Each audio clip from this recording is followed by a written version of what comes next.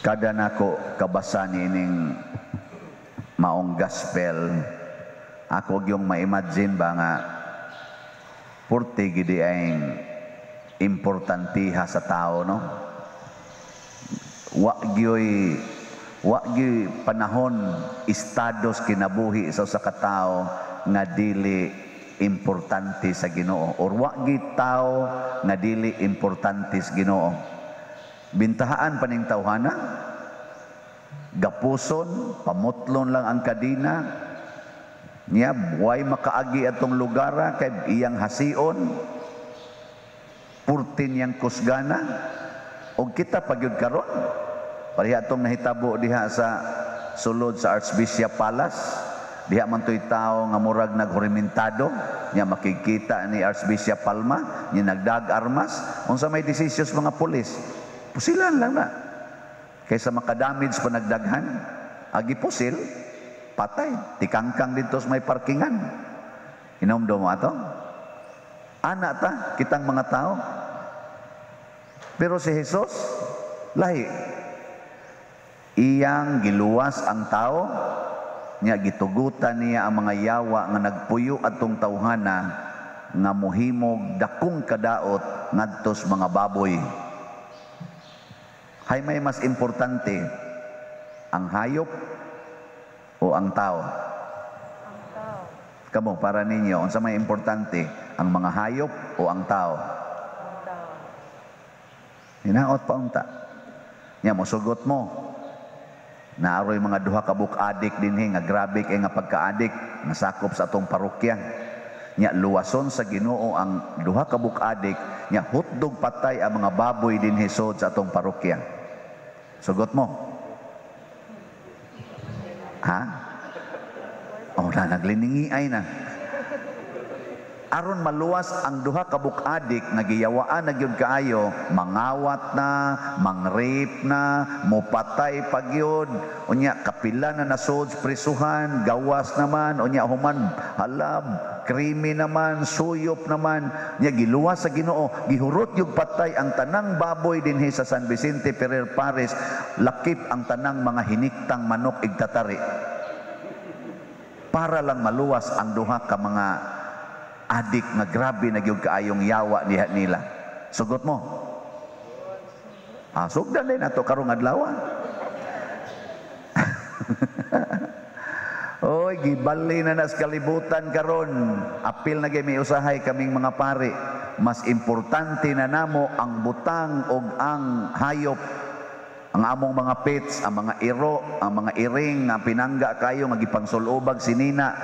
Apil pa na mga bitin, mga isda, mga langgam, mga tanom nga among gipanghimo, among gipangtanom kunuhay, aron pawagtang sa aning pollution, mas importante pa kaysa mga makililimos, sa mga homeless, sa mga adik, sa mga piniriso. Sa amo pa lang ng level, apil na ko ana. Sabot na sa inyo. No? Samot na ninyo. Unya, unsa man kay gibatis Ginoo karon? Nalipay o naguol? Adi man maguol ang Ginoo, maluoy lang.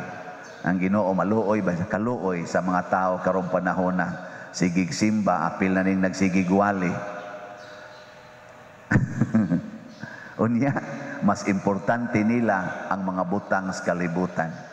Sa unang pagbasa gihisgutan diri nga ang gihimo sa Ginoo nga mga heroes, mga banggiitang mga tao, pulos gyud gipangkuha niya gikan sa mga way hinungdan nga mga tao sa matas kalibutan.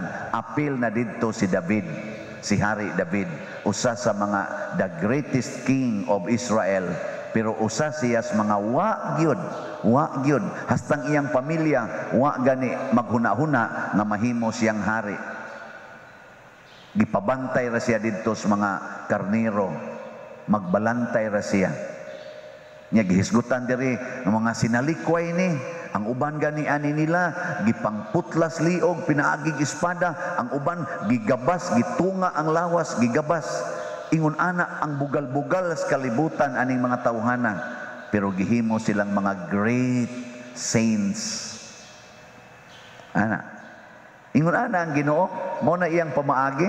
At tanawa lang gud si San Roque. Di ba? O, sinalik ko eh. Pero karon, pinangita eh. Mupista yung San Roque. No? Pero tindaghanang nagpista ang San Roque. Ana. Niya karon, saman. Iguli ninyo sa inyo. Kung na kay anak tapulan kayo, imo bang ihawag manok? O imong kasaban nganong wa patuka ang manok? Og pinangga ka nimong manok nya imong anak imo ikay tig patuktok ani buntag ha ana ipag-abot nimo wa katuka ang manok kay gasigilag duwa sa computer imong kasaban o imo tong ihawon ang manok para ipakaon aring gaduwa sa computer. Oh, sus may di kanyo imosmos ikaw parok ti kadaron pas mo ning manok diri ingnan ti ka nga kuan na ni ana dayon. Ang kalibutan karon wa na kagustos mga tao. Importante baya ang tao dinhi sa kalibutan dili ang mga mananap, dili ang hayop. Ang importante sa kalibutan ang tao. Kinsa may nagdevelop sa kalibutan ang mga mananap bagod? Ha? Kinsay naghimo ani mga internet ang mananap? Kani mga buildings nga dagko kayo mga mananap gahimo ani? Kana mga robots, kana mga eroplano, kana mga dagko kay dihang mga makina, kana mga barko, kana mga nuclear weapons, kanang tanan nga developments kalibutan, kinsay gahimo ana? Mga mananap o tao? Because only human being is endowed with the likeness and images of God. Kita ra gyud mo'y gitagaas Ginoo aning maong grasya. Mao na nga kun ang tao gani naguba na gani siya giguba na siya siyawa. Atong papahawaon ang yawa, luwason nato ang tao. Mao nay punto diha kay ang Ginoo naghigugmas tao isip iyang image and likeness niya by virtue of baptism dili lang image and likeness but adopted sons and daughters of God. Adopted sons and daughters. Kinsa may tiguba nato? Ang yawa. Ang yawa, ang kaaway sa Ginoo. Mao na ikakita ni mog tawo nga yawa kay batasan, ayaw nagkontraha. Ang kontraha ang yawa. Nganong giguba na niya? Maluoy kas tao. Una ko nang imong asawa magsige nagyaw-yaw, sige gyaw-yaw, ikaw ang banaha ka. Ayaw pag ingol yawa bianing pagpuyuaw eh. Ayaw ana. Tutuki ang imong asawa, kaluoy sa kong asawa, giyawaan og maayo. Nya haron ni siya maulian, ako nila ning ihawon ang manok nga gisigihan ako hapyod, nya wa na man nako siya mahapyod, mas maayo pag ang manok mo'y mamatay kaysa ang akong asawa mo'y mayawaan. Pag uli si mong asawa nga nagyaw-yaw, luto ng manok. Nya moingon din ka, happy birthday day. Siya, happy birthday wa magani kad hey, hikay. Siya, luto na ang manok. Siya, diin man ning manok. Siya, kadtong akong gisigig hapyod. Siya, unya unsa na may imong hapyoron ikaw? Ikaw na. So na, wag tang na nang yawa. Siya, wa na mo ko hapyoronos tugkaran. Ikaw na lang akong hapyoron dinhi sa atong higdaanan. Ikasunod buwan. Wa na suka-suka na. Moingon din animal gid mo. Kaon bitata sa manok na kondisyon noon. Di napayawa diha. Wa na. Unsa may nipole? Bata. Magyaw-yaw na sad. Kaso ning bata.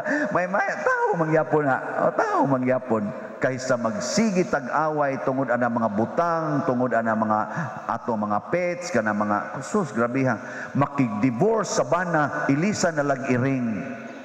So may nalaning iring kay sus nice kay ni akong cat kato akong bana sus mas stress jud ko ato kani mawagid akong stress. Oy istoryahe. Ang kuya ilisa ni mong kabayo kato akong bana mas stress jud ko ato kaning kabayo ma-enjoy gyud ko. Sige manindog na ta.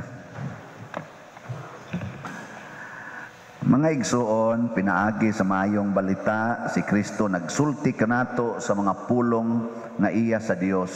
Masaligon kitang mudangop sa atong panginahanglan uban sa pagtuo ug moingon kita, Ginoo, kaluy kami.